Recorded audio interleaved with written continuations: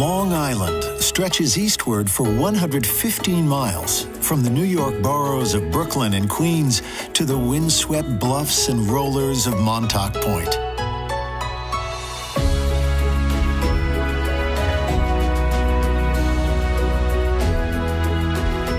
In many ways, Long Island is the story of America. It's a story of Native Americans, some of whom welcomed European settlers ashore in 1637, and of those who resisted.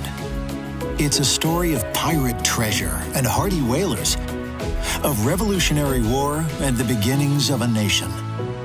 It's a story of some of the world's greatest industrialists, artists, and adventurers. And binding these epic stories together is mile upon mile of some of the nation's best beaches and the warm summer rays of sunshine. Take the short train ride from Manhattan, take off your shoes, and step onto the sands of Long Beach. For many, Long Beach's iconic 2-mile boardwalk and endless rows of volleyball nets is where Long Island all begins. From here, Long Island's protective barrier islands continue in an almost unbroken chain all the way to West Hampton Island.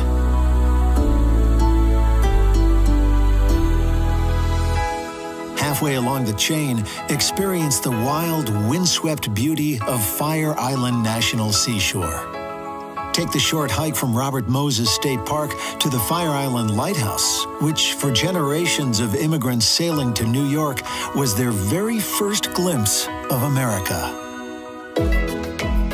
Many of those immigrants and their descendants went on to create industrial and financial empires like the world had never seen. And it was on the island's northern shores where they poured their vast fortunes into mansions and summer retreats that rivaled the great estates of Europe. In 1902, financier Howard Gould built a medieval castle at Sands Point to impress his wife. She wasn't, so a more intimate Tudor-style mansion was quickly built. Unfortunately, that didn't do the trick either, and the couple soon parted ways. Not to be outdone, in 1921, the insurance magnate William Robertson Coe built his own Tudor-style manor at Planting Fields in nearby Oyster Bay. Coe spared no expense on the 65-room manor, even importing the windows from the ancestral home of Anne Boleyn. During the Prohibition era, Coe stocked his basement with almost $500,000 worth of liquor, ensuring the good times would never end. It was homes and lifestyles like these that inspired the settings and characters for F. Scott Fitzgerald's classic, The Great Gatsby.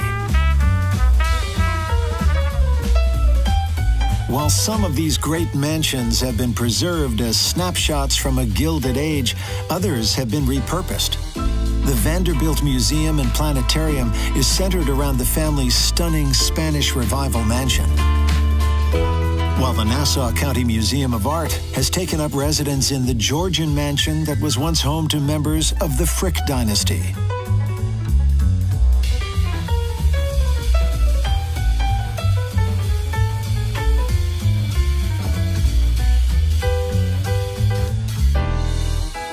But it wasn't just tycoons who were drawn to Long Island's Gold Coast.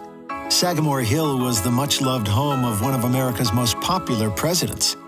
Theodore Roosevelt lived here from 1885 until his death in 1919, filling his home with trophies from his expeditions to Africa and South America. The house today is much as it was during Roosevelt's lifetime, right down to his famous Rough Rider's hat, which hangs from an elk antler as if it was tossed there only yesterday.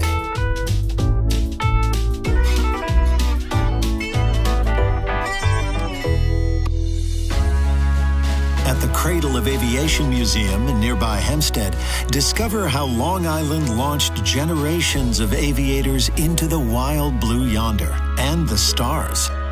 From the first barnstormers to the record-breaking flights of Charles Lindbergh, from the aerial dogfights of World War II to those first steps upon the moon. For over a century, Long Island was at the center of America's aviation and space adventures. Nearby, continue your flight into aviation's past at the historic hangars of the former Republic Aviation Company.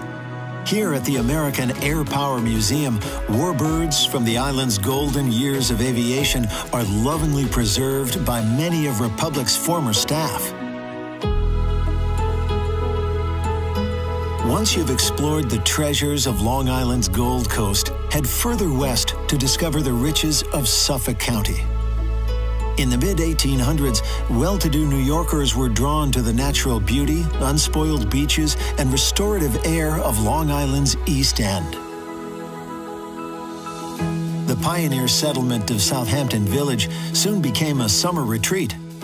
Today, it's a place where history and affluence have blended as smoothly as the spirits in a Long Island iced tea.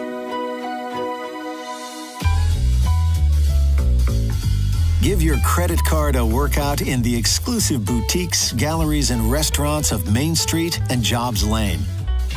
And if shopping's not your thing, you'll find plenty of history to keep you occupied here too.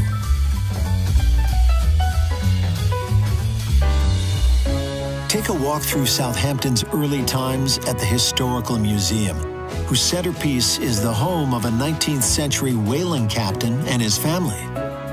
All around the home are smaller structures which give a window into Long Island life long before the paparazzi came to town. Today, Southampton Village is the heart of the Hamptons, the home of some of the USA's most expensive real estate. It's a place where today's movers and shakers come to escape behind the 20-foot-high hedgerows of their summer homes. The real estate here might be out of reach for most folks, but thankfully, the sun and sand of Cooper Beach is free for all to enjoy.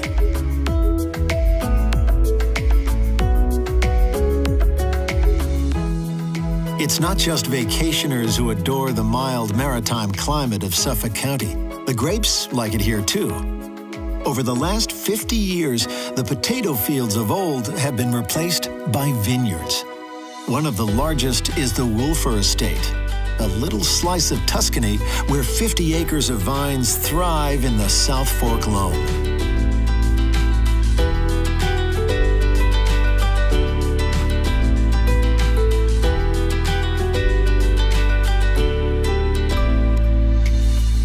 Just up the road at the Channing Daughters Estate, the grapes are still picked by hand and crushed by foot.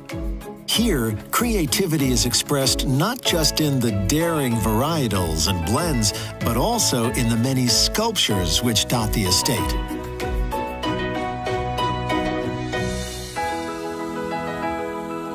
Artists, visionaries, and dreamers have long been inspired by the Hampton Light. Spend an inspirational hour or two at the Parish Art Museum, which celebrates artists who lived and worked in the East End, such as Andy Warhol, Ray Lichtenstein, and Chuck Close.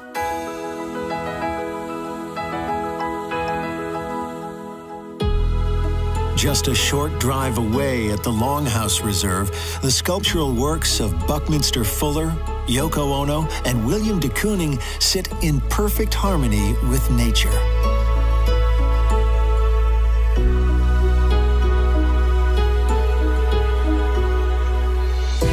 But for modern art lovers, there is no more hallowed a destination than the former home of Jackson Pollock and Lee Krasner. It was here, on the outskirts of East Hampton, where one of the 20th century's most important artistic couples lived and painted. Step into the barn and walk upon the paint-splattered floor where Pollock threw himself body and soul into his visionary masterpieces, which shook the art world forever.